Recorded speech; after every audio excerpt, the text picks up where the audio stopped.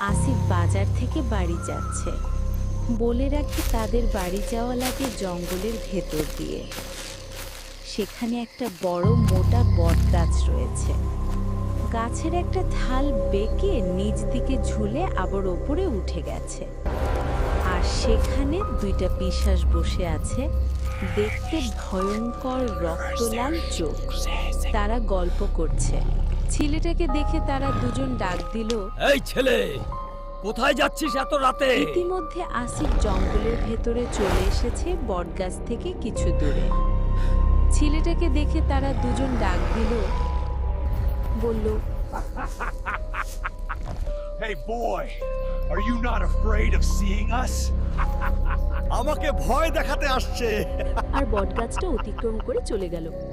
এরপর পিশাচ দুটো একসাথে গাছ থেকে নেমে একসাথে বলে উঠল, এআই এসে আমাদেরকে জুদলিং পং করে দিয়ে গেল।